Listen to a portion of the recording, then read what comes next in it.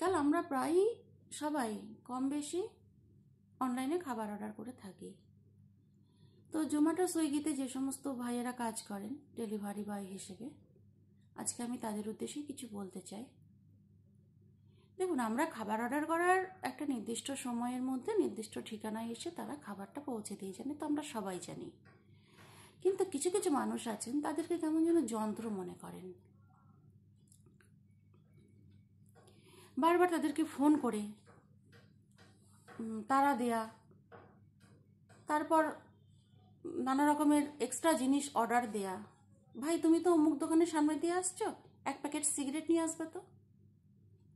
তারপর যদি সে না আনতে রাজি হয় তো তাকে গালিগালাজ করা।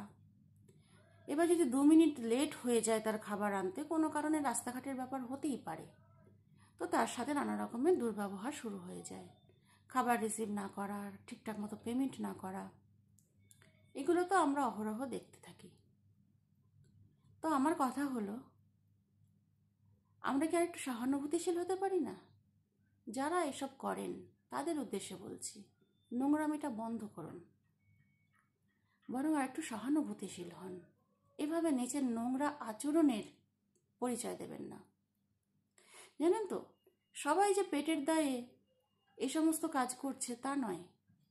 অনেক ছেলে আছেন যারা হায়ার এডুকেশনে আছেন, অথচ বাবার কাছে হাত খরচের টাকাটা চাইতে তারা লজ্জা পায় বা তাদের বিবেকে দংশন করে।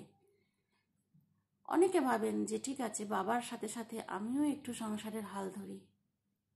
পড়াশোনার পাশাপাশি স্বাবলম্বী হওয়ার চেষ্টা করেন তারা। তো এই সমস্ত ছেলেদেরকে না আন্ডার এস্টিমেট করবেন না, তাদের প্রতি অনেকটা সহানুভূতিশীল হন, অনেক হেল্পফুল হন। কারণ আজকে আপনি টাকার গতিতে বসে আছেন, তাই জন্য আপনি একটা নির্দিষ্ট টাইমের মধ্যে খাবার অর্ডার করছেন আর পেয়ে যাচ্ছেন। ভেবে দেখুন তো, যদি এরা না থাকতো তাহলে আপনার এই টাকাটা কোন কাজে আসতো? টাকার গতিতে বসে টাকার বিনিময়ে ওরা হয়তো নিয়ে আপনাকে খাবারটা দিয়ে যাচ্ছে, কিন্তু আজকে ওদেরও কিন্তু একটা প্রয়োজন আছে আমাদের জীবনে। যদি ওরা না থাকতো, আপনাকে কিন্তু নিজেকে কষ্ট করে খাবারটা বানাতে হতো। আপনি কিন্তু নিশ্চিন্তে বসে থাকতে পারতেন না যে 1/2 ঘন্টা টাইমের মধ্যে খাবারটা আপনার বাড়িতে পৌঁছে যাবে, এবং আপনার প্রিয় খাবার। সব খাবার তো আপনি বানাতেও পারবেন না, যেগুলো আপনি খেতে ভালোবাসেন সব কিছু তো আপনি বানাতেও পারেন না।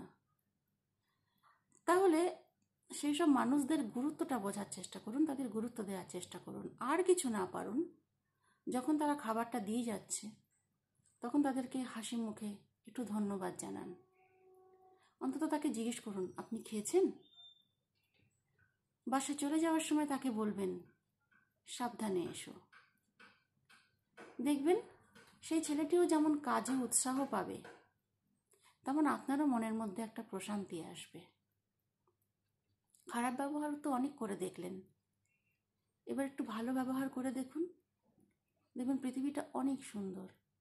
সহানুভূতিশীল মানুষের মনটা না অনেক সুন্দর হয়।